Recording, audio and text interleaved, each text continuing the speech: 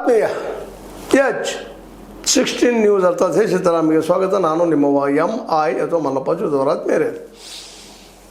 ದಿನಗಳೆದಂತೆ ಸಮೀಪ ಬಂದಂಥ ದಿನ ಚುನಾವಣೆದ್ದು ಎರಡೂ ಕಡೆ ದಾವಣಗೆರೆ ಮತ್ತು ಅದೇ ಕಾಲಕ್ಕೆ ಬಾಗಲಕೋಟೆ ಜವಾಬ್ದಾರ ಪ್ರಚಾರ ನಡೀತಾ ಇದ್ದಾರೆ. ಒಬ್ರಿಗೊಬ್ಬರು ಟೀಕೆ ಟಿಪ್ಪಣಿ.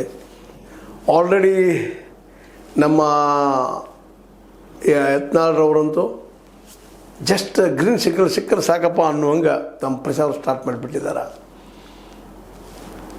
ಅದು ಒಂದು ಫೋನ್ ಕಾಲ್ ಮೇಲೆ ಒಂದು ಸುದ್ದಿಗಳಿದ್ದಾವೆ. ನಮ್ಮ ಇವರನ್ನು ಚಂದ ಮಟ್ಟರು ಇರಲಿ, ಅವ್ರಿಗೂ ಒತ್ತಡ ಇರಬೇಕು ಅಥವಾ ಅವ್ರಿಗೆ ಇವತ್ತು ಅನುಭವಕ್ಕೆ ಬಂದಿರಬೇಕು. ಏನಪ್ಪ ಯಾವ ರೀತಿಯಾಗಿ ಏನು ಎಲ್ಲಿ ಹೋಗೋದು ಅಂತೇಳಿ ಅವ್ರಿಗೂ ಒಂದು ಆಸೆ ಇರಬೇಕಾಗಿದೆ. ಪ್ರತಿಯೊಬ್ಬ ವ್ಯಕ್ತಿನೂ ಬಯಸ್ತಾ ಇರ್ತಾರೆ. ಹಂಗೇನೋ ಯತ್ನಾಳಿಗೆ ಬೇಕಾಗಿರ್ಬೋದು ಅಥವಾ ಒಂದೇನಪ್ಪ ನಾನು ಗೆಲ್ಲಿಸಿ ತೋರಿಸ್ಬೋದು ಅನ್ನೋದು ಮಾತು ಇರ್ಬೋದು. ಅದೇನೂ ಇರಲಿ, ಯತ್ನಾಳರು ಮಾತ್ರ ಎಂಟ್ರಿ ಹೊಡೆದಾರೆ.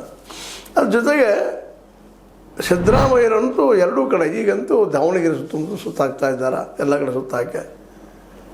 ಇದೇ ಕಾಲಕ್ಕೆ ವಿರೋಧ ಪಕ್ಷ ನಮ್ಮ BJP ಇದು ಟೀಕೆಗಳನ್ನು ಜೋರು ಮಾಡ್ತಾಯಿದ್ದೆ. ಕುಂಟೆತ್ತು ಜೋಡೆತ್ತುಗಳಲ್ಲವು ಎರಡು.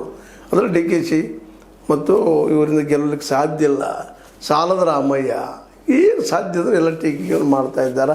ಅವರು ಅನ್ನೋದ್ರಲ್ಲಿ ಸತ್ಯನೋದ ಸಾಲ ಹೆಚ್ಚಾಗಿದೆ ಅನ್ನೋದು ಸತ್ಯದ. ಆದರೆ ಅಷ್ಟು ಸುಲಭವಾಗಿ ಬಗ್ಗು ಆಸಾಮಿ ಅಲ್ಲ ಸಿದ್ದರಾಮಯ್ಯ. ಇಂಥ ಅನೇಕ ಟೀಕೆಗಳನ್ನ ಎದುರಿಸಿದ್ದಾರೆ ಅವರು.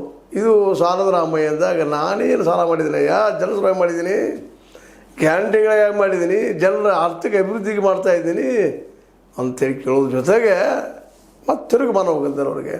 ಮೋದಿಯವ್ರು ಎದಕ್ಕೆ ಸಾಲ ಮಾಡಿದಾರೋ ಮಾರಾಯ ಹೇಳ್ರಿ.